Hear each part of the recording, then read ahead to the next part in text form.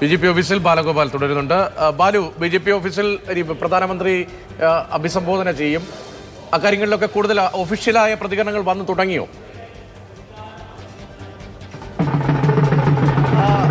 പ്രധാനമന്ത്രി അഭിസംബോധന നടക്കുന്നത് BJP ഓഫീസിലാണ്. അത് ഞാനിപ്പോൾ ഉള്ളത് BJP ഡൽഹി ഓഫീസിലാണ് ഞാനിപ്പോൾ ഉള്ളത്. അവിടെയാണ് പ്രധാനമായും ഈ ആഘോഷ പരിപാടികളൊക്കെ നടക്കുന്നത്.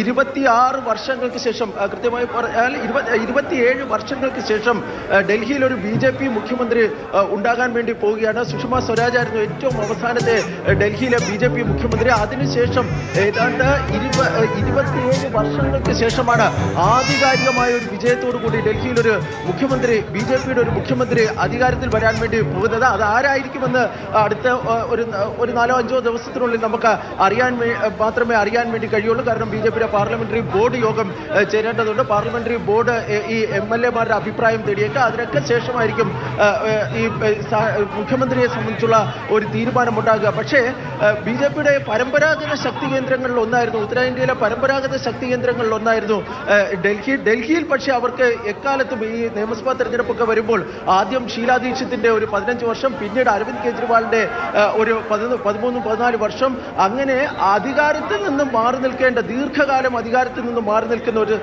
അവസ്ഥയായിരുന്നു BJPയെ സംബന്ധിച്ചിടത്തോളം ഉണ്ടായിരുന്നത്. ആ ഒരു അവസ്ഥയിൽ നിന്നാണ് ഇപ്പോൾ BJP അധികാരത്തിലേക്ക് തിരിച്ചു വരുന്നത് എന്നതാണ് പ്രധാനപ്പെട്ട കാര്യം. ഇത്തവണത്തെ വിജയത്തിന് BJPക്ക് ആഘോഷിക്കാൻ പല പല കാരണങ്ങളുണ്ട്. കാരണം അവരുടെ ആഘോഷം ഇരട്ടി മധുരമാകുന്ന കാരണങ്ങളുണ്ട്. അതിലൊന്ന് അരവിന്ദ് കെജ്രിവാളിന്റെ മനീഷ് സിസോദിയയുടെയും പരാജയം. അതിലേറെ സംസ്ഥാന ഡൽഹി നിയമസഭാ തെരഞ്ഞെടുപ്പിന്റെ ചരിത്രത്തിലെ ഏറ്റവും അധികം നിയമസഭാ തെരഞ്ഞെടുപ്പുകൾ വെച്ച് നോക്കുമ്പോൾ ഏറ്റവും അധികം വോട്ട് ഷെയർ ലഭിച്ച ഒരു തെരഞ്ഞെടുപ്പ് എന്ന പ്രത്യേകത കൂടിയുണ്ട്. കാരണം കഴിഞ്ഞ 3-4 തെരഞ്ഞെടുപ്പുകളിലായി അവരുടെ വോട്ട് ഷെയർ ഒരിക്കലും 40% അപ്പുറത്തിലേക്ക് കടന്നിരുന്നില്ല.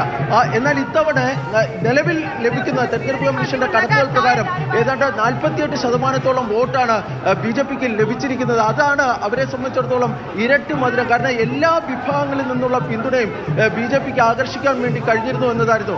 കഴിഞ്ഞ ദിവസങ്ങളിലേക്ക് തെരഞ്ഞെടുപ്പിന്റെ ഒരു ഘട്ടങ്ങളിലൊക്കെ പറഞ്ഞിരുന്നത് ഈ അർബൻ ഡൽഹിയിലെ അർബനൈസ്ഡ് ആയിട്ടുള്ള പ്രദേശങ്ങളിൽ BJPക്ക് ഒരു മുൻതൂക്കം ലഭിക്കും. പക്ഷേ ഈ ഡൽഹിയിലെ പ്രാന്ത പ്രദേശങ്ങളിൽ ആ മുൻതൂക്കം അവർക്ക് ലഭിക്കാൻ സാധ്യത കുറവായിരുന്നു എന്നായിരുന്നു. പക്ഷേ ഈ ഫലം വരുമ്പോൾ ഈ റൂറൽ ഏരിയയിലും വളരെ വലിയൊരു മുൻതൂക്കം BJPക്ക് ലഭിച്ചു എന്നതായിരുന്നു.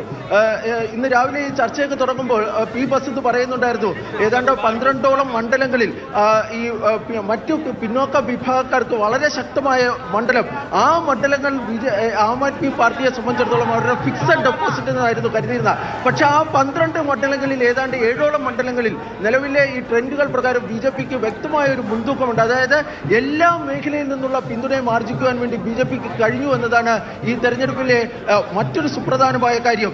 അല്പസമയത്തിനുള്ളിൽ തന്നെ പർവേഷ് വർമ്മ ഉൾപ്പെടെയുള്ള പ്രധാനപ്പെട്ട നേതാക്കളൊക്കെ തന്നെ ഈ BJPയുടെ സംസ്ഥാന കമ്മിറ്റി ഓഫീസിലെത്തും. നമുക്കിപ്പോൾ അകത്തോട്ട് തന്നെ കയറുവാൻ വലിയ ബുദ്ധിമുട്ടാണ്. കാരണം അവിടെ ഈ വിവിധതരം പൊടി ഒക്കെ ഇങ്ങനെ വിതറുന്നു. അതുപോലെ തന്നെ വലിയ തിരക്കാണ്. നമുക്ക് ഒരു കഴിഞ്ഞ അരമണിക്കൂറായി വലിയ ഒരു തിരക്കാണ് ഇപ്പോൾ ഈ ഓഫീസിനുള്ളിൽ നമുക്ക് കാണാൻ വേണ്ടി കഴിയുന്നത്.